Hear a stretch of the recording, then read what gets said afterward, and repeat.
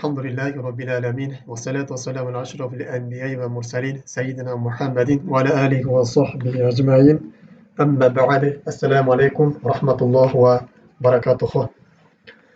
Урматтуу мусулман бир тууганым, бүгүн сиз менен кыскача сүйлөшүп кетүүчү темабыз бул Дайюс тууралуу болмокчу. Дайюс деген бул ким жана анын аламат белгилери жана бул Дайюска кандай жазалар берилет? Мына ошол тууралуу кыскача түшүндүрмө жасап өтмөкчүбүз. Биринчи, Дайюс деген бул шариятыбызда өз үй бүлөсүндөгү аялынан же кыздарынан, эже карындаштарынан, бөтөн эркектерден кызганбаган адамга айтылат. Жана ошону эле дагы өз үй бүлөсүндөгү ошол аял кишилерден, эже карындаштарынан кандай бир бузуку уят иштерди, күнөө иштерди байкап калган болсо, мына ошол нерседен бейкапар болуп, мына ошол нерсени көрмөксөн болуп туруп, мына ушул ишке ыраазы болуп туруп аларды кайтарбай жаткан болсо, мына ушул адам Дайюс деп аталат. Демек, Дайюс дегенибиз бул өз эже карындашынан, аялынан, өзүнүн кыздарынан, бөтөн эркектерден кызганбаган эркек айтылат экен. Бөтөн эркектерге кызганбастан, алардын алдында ачык-чачык кийинип жүрүүсүнө, алар менен жалгыз калып кетүүсүнө, көчөгө чыккан кезде өзүнүн дене мүчөлөрүн көргөзүп, же үйдө жүргөн кезде дагы өзүнүн аврат жерлерин көргөзүп жүргөнгө ыраазы болгон кишиге шариятыбызда эмне деп коет? Ушуну Дайюс деп коет. Мейли ал өзүнүн аялы болсун, карындашы болсун, эжеси болсун, мына ушулар бөтөн эркектердин алдында ушулардын алардын аврат жерлерин көргөзүп, же интернеттен болсун, сүрөттөрүн интернетке чыгарып коюштугу, же болбосо ушундай өзүнүн сүрөттөрүн башка бирөөгө көргөзүштүгү, же аялдын карындаштарын башка бирөөгө мактап, ушундай реклама кылып айтыштыгын баары бул Дайюстун түрүнө кирип кетет. Эми бул Дайюс эркек бул өтө ыйманалсыз эркек. Бул эркектик сыпаттын өтө начарлап калганын белгиси болуп эсептелинет. Дайюс адамдар үчүн кыямат күнүндө катуу азап болот. Жана ошондой эле Дайюс адамдарды Аллах Таала кыямат күнүндө аларды ырайым назары менен салбайт. Дайюс адамдар булар өздөрүн бейиштен алыстатып, тозокко жакындаткан адамдар болуп эсептелинет. Пайгамбар саллаллаху алейхи хадистерине келгенде эле Пайгамбар саллаллаху алейхи вассалам айтат: "Кана Расулуллах саллаллаху алейхи вассалам, саласату ла янзуруллаху азза ва жалла илейхим яумал кыямат." Кыямат күнүндө Аллах Таала 3 топтогу адамдарга өз ырайым назары менен карабайт дейт. Аларды өз ырайымына албайт, өз ырайымына бөлөбөйт. Алар менен Аллах Таала кыямат күнүндө сүйлөшпөйт, аларды унутта калтырат дейт. Биринчиси бул ким? Ал-акку ли валидейхи. Ата-энесине ак болгон перзент, ата-энесин наразы кылган перзент, ата-энесин капа кылган, ата-энесин ыраазы кыла албаган, ата-энесине бир күлкү тартуу кыла албаган, ата-энесин ыраазычылыгын алып кала албаган перзентти Аллах Таала кыямат күнүндө өз ырайым назары менен карабайт дейт. Бул ата-энеге жакшылык кылуу перзенттин милдети. Аллах Таала Кур'ан-ы Каримде көптөгөн жерлерде перзентке ата-энесине жакшылык кылууга буйруган. Аларды тамагына жардам бериштик, аларды кийим кичесине жардам бериштик, алар үйдөгү иштерине жардам бериштик, болбогондо эле алардын маанайын көтөрүп коюштук. Мына ушул нерсеге шариятыбызда буйруган. Ал эми Аллах Таала аларга кыймылчалык болсо дагы бир жаман иш кылууга, алардын көңүлүн оорутуп койгонго дагы бизди шариятыбыз кайтарган. Аллах Таала Кур'ан Каримде аларга уф деген сөздү дагы айтпагын деген. Аларга уф деп дагы алардын настроениясын, алардын маанайын чөктүрбөгүн деп бизди кайтарган. Демек, ата-энесине ак болгон перзентти Аллах Таала кыямат күнүндө карабайт дейт биринчиси. Экинчиси вал мар'ату мутаражжилатун. Өзүн эркектерге окшоп турган аял дейт. Басканында, турганында, кийингенинде өзүн эркектерге окшотуп жүргөн аялды дагы Аллах Таала кыямат күнүндө өз ырайымына албайт, ырайым назарын салбайт дейт. Башка хадисте да Пайгамбар саллаллаху алейхи келген, өзүнү дейт, муташаббихатун мин ниса бирижал. Аллах Тааланын лаанаты болсун деген, өзүн эркектерге окшоткон аялга деп Пайгамбар саллаллаху алейхи айткан. Үчүнчүсү Дайюс дейт. Үчүнчүсү Дайюс, өз үй бүлөсүн бөтөн эркектерден, жат эркектерден кызганбаган, өз үй бүлөсүн бөтен эркектерден, жат эркектерден коргобогон эркекти да Алла Таала кыямат күнүндө өз назарына салбайт. Жана да апайымыздын хадисин улап, жана 3 тайпадагы адам кыямат күнүндө алар бейишке киришпейт. Биринчиси ата энесине ак болгон перзент. Демек, ата энесине ак болгон перзент бул кыямат күнүндө бейишке кире албайт. Ата энесин ыраазы кылмайынча булар бейишке кире албайт. Буларга өтө катуу азап болот. Экинчиси аракты үзбөй ичкен киши дейт. Бул арак, урматтуу мусулман бир тууганым, шариятыбызда арам болуп эсептелинет. Арак ичкен киши чоң күнөөкөр болуп эсептелинет.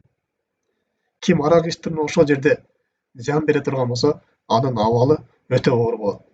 Бул бир эле арак эмес, адамды мас кыла турган кандай ичимдик болсун, ал нерсени чексин, же ал нерсени сайынсын, ал нерсени чайнап алсын, адамды мас кыла турган болсо, бул нерсе арам болуп эсептелет. Пайгамбар салам айткан, ар бир адамды мас кылуучу нерсе бул арам деген.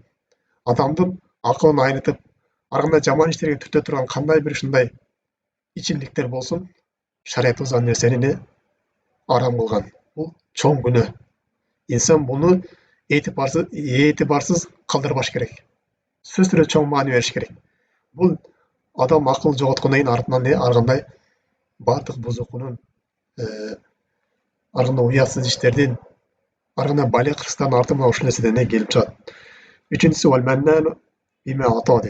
Үчүнчүсү, берген нерсесин милдет кылган киши бул дагы бейишке кире албайт деп Пайгамбар саллаллаху алейхи айтып атат. Демек, бирөөгө садака береби, бирөөгө жакшы иш кылабы, артынан милдет кылган киши бул дагы бейишке кире албайт деп Пайгамбар саллаллаху алейхи вассалам өз хадисинде кабар берип атат. Демек, урматтуу мусулман бир тууганым, бул дайыс киши кыямат күнүндө Аллах Тааланын ырайымына алынбайт экен. Аллах Таала муну өз ырайым назарына албайт экен. Кыямат күнү бул дайыс киши бейишке кире албайт экен.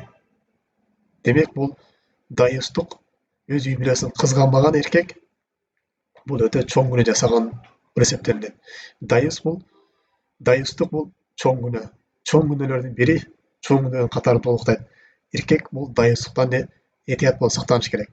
Эми дайыстыктын белгилери, бул дайыстыктын көрүнүштөрү, сүрөттөрү кандай дегенде, кээ бир сүрөттөрдүн токтоло турган болсок, биринчи сүрөтү бул эркек киши эже карындаштарын же аялын, кыздарын бөтөн эркектердин алдында ачык кийиндириштиги, юбка кийдирип коюштугу, өзүнүн аврат жери көрүнө турган туруп, же ушундай жука кийимдер кийдирип коюштугу, анын аврат жери көрүнүп тура турган, ичинен терилери билинип тура турган, же болбосо ушундай тар кийим кийгизип коюштугу, анын дене мүчөлөрү билинип тура турган, мисалы үчүн андай шим кийгизип коюштугу, же баягындай кыса турган юбка кийгизип коюштугу, же ошол нерселерди кийгизип, анын фигурасы билинип тура турган кийимдерди кийгизип, муну ошол нерсеге ыраазы болуп туруштугу бул дайыстыктын белгиси. Ал аял үйдө жүргөн болобу же көчөгө чыккан болобу, бөтөн эркектердин алдында, жат эркектердин алдында мына ушундай аял киши мына ушундай кийип жүрүштүгү, ошол нерсе эркек көрүп туруп, ошол нерсени билип туруп, ошол нерсеге ыраазы болуп карап туруштугу бул дайыстыктын белгилери болуп эсептелинет. Бул дайыстыктан. Анткени Аллах Таала Кур'ан-ы Каримде бул аялдарга хижабты парыз кылган. Алар өздөрүнүн аврат жерлерин жаап жүрүүнү парыз кылган. Аял кишилерге өзүнүн аврат жерлерин башка бөтөн эркектерге көргөзгөнү харам болуп эсептелинет. Мына ошол ишти эркек билип туруп, ушул нерсеге ыраазы болуштугу бул дагы чоң күнөө. Аллах Таала Кур'ан-ы Каримде мындай деген: Аузу биллахи минаш шайтанир раджим. Я айюхан набийю кул ли азважик ва банатик ва нисаил муъминина юднина алейхинна мин жалабибихинна. Эй пайгамбар, сен өз аялдарыңа жана кыздарыңа жана момундардын аялдарына айткының, алар өздөрүнүн үстүлөрүндө жабынчыктарын жабынсын деп. Аврат жерлерин жапсын, хижаптарын кийсин, уяттуу жерлерин башка бирлерге көргөзбөсүн деп, бул хижапты Аллах Таала Кур'ан-ы Каримде аялдарга парыз кылган. Аялдар хижап кийүүсүнө парыз болуп эсептелинет. Бир гана жүзү, колу жана пыты кызылашка чейин көргөзсө болот, калган мүчөлөрүнүн баарын жабык жүрүш керек. Ким мына ушул нерсени көргөзүп, бөтөн эркектердин алдында ушул нерсеге ыраазы болуп турган болсо, бул дайыстык. Экинчиси, аял кишини, кызын, карындашын махрамсыз сапарга чыгарып жибериштик. кандай сапар болсун, 1 күндүк болобу, 2 күндүк болобу, 3 күндүк болобу, ушундай бир сапар жолго эч кандай макрамсыз аялдын кызын жалгыз сапарга чыгарып жибериштик. Бул дагы не дайыстыктын белгилери. Же болбосо аял киши көчөгө чыккан кезде ушундай бир кооздоп, чырайлуу кылып, атырларды себип, жасанып, ачык чачып көчөгө коюп жибериштик. Мына ушул дагы не дайыстыктын белгиси. Анткени Пайгамбар саллаллаху алейхи айткан: "Аййюма имраатин истаатарат тамаррат аля кавмин лияжиду рихаха фахия заниятун ва куллу айнин заниятун." Кандай бир аял үйүнөн чыккан кезде атырларын себинип, жасанып көчөгө чыга турган болсо, кандай бир коомдун астынан өтпөсүн, ошол атыр жытын жанагы өткөн адамдар жыттай турган болсо, мына ошол аял ошо эркектер менен, ошолор менен зына кылган менен барабар дейт. Же ар бир ошол аялды караган көз зына кылган болуп эсептелинет дейт. Демек, урматтуу мусулман тууганым, аял киши көчөгө чыккан кезде аврат жерлерин жабып, атыр жыттарды сеппей чыгыш керек. Эгер атыр жытын себип чыга турган болсо, ошо эркектерди азгырыш максатында, башка бирөөлөргө жагынуу максатында чыга турган болсо, бул аял чоң күнөөкөр болуп эсептелинет. Ар бир эркек жыттаган сайын ошо менен зына кылган менен барабар.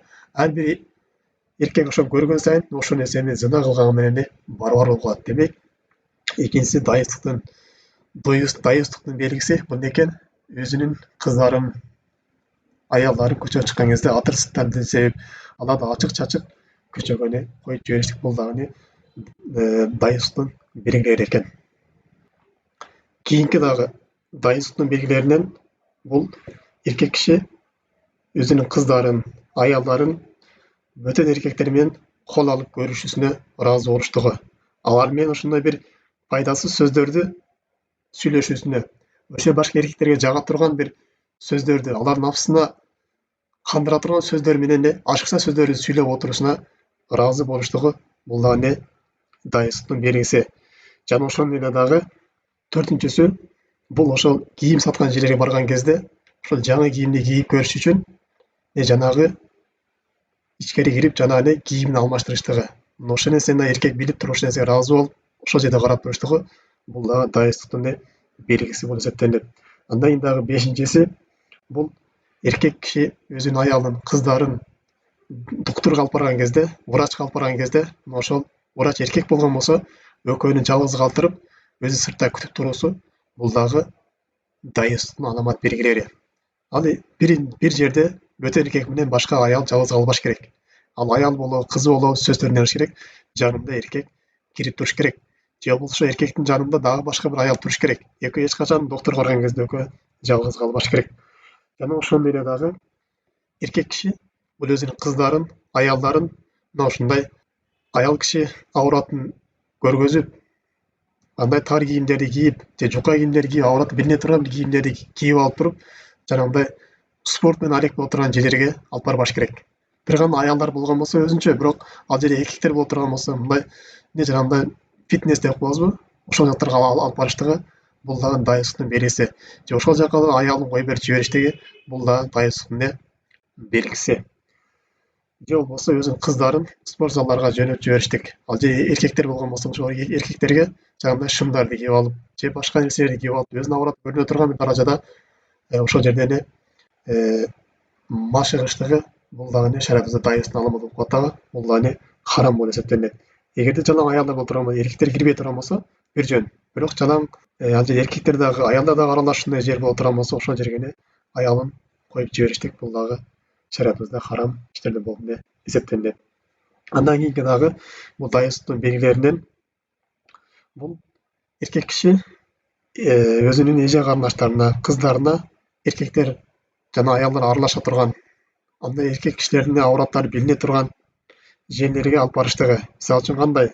Багындай тойлорго же оюн зокторго, мына ушундай жерлерге алып барыштыгы харам болуп эсептелинет. Мисалы үчүн өзүбүздө бүгүн тойлор, мына ушундай жерлерге өзүңүздүн кызыңыздын аурат жерин ачык абалда коюп жибериштиңиз. Же эркек киши же аял киши аралашып, бийлеп, ойной турган жерлерге да өзүңүздүн аялыңызды коюп жиберишиңиз, бул да дайыстыктын аламаттын белгилери болуп эсептелинет.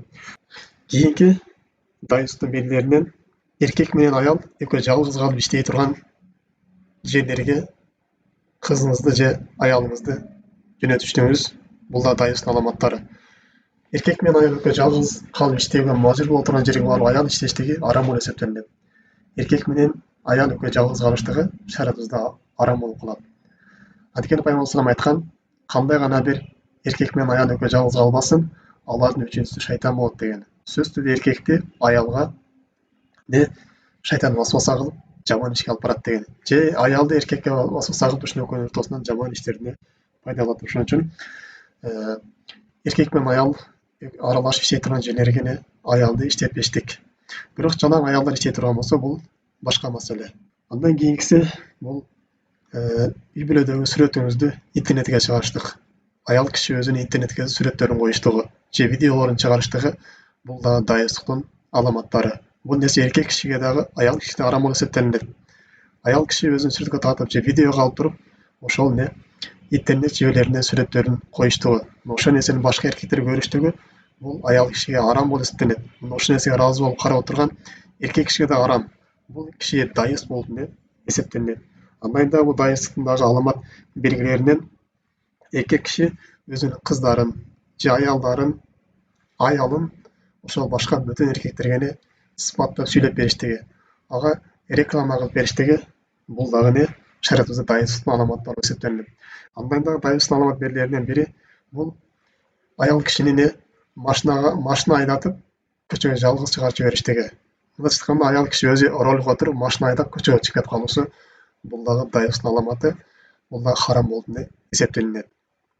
Эми бул дайыстыктын аламаттары аябай көп, айта берсек төгөнбөйт. Мына ушул нерсе менен чектелебиз. Эми урматтуу мусулман бир тууганым, бул дайыстык терең каралган маселе. Бул дайыстыктын артынан аял киши көчөгө жалгыз чыгып кетүүсү же аял киши көчөгө жасанып чыгып кетүүсү, ошол нерсе эркектер көңүл бөлбөөсү, ошол нерсеге бир чектөө киргизбесе, эркектер аялдарын, кыздарынын кароосунун артынан көптөгөн бузук иштер, коомубузда үй бүлөнүн ажыроосу, балдарын жетим калып кетүүсү, анын артынан ар кандай бир бузук иштердин тарап кетүүсүнө эң чоң себеп болот. Ошон үчүн урматтуу мусулман бир тууганым, өзгөчө эркектер бул аялдарына, кыздарына өтө жогорку деңгээлде маани бериш керек. Шариаттагы эрежелерге, шариаттар койгон өкүмдөрдү үйрөнүп, ал нерсени өз үй бүлөсүнө үйрөтүп, мына ошол нерсеге амал кылыш керек. Кайсы жерде аял киши барса болот, кайсы жерге аял киши барса болбойт. Көчөгө чыкканда аял кандай жүрүш керек, үйдө кандай жүрүш керек, кимге аралашыш керек, кимге аралашпаш керек, ким ага бөтөн болуп эсептелинет, ким ага махрам, ким ага намахрам болуп эсептелинет. Ушунун баарын аял киши билип, ушул нерсени амал кылыш керек. Эркек киши мына ушул нерсени аялына үйрөтүштүгү парыз болуп эсептелинет.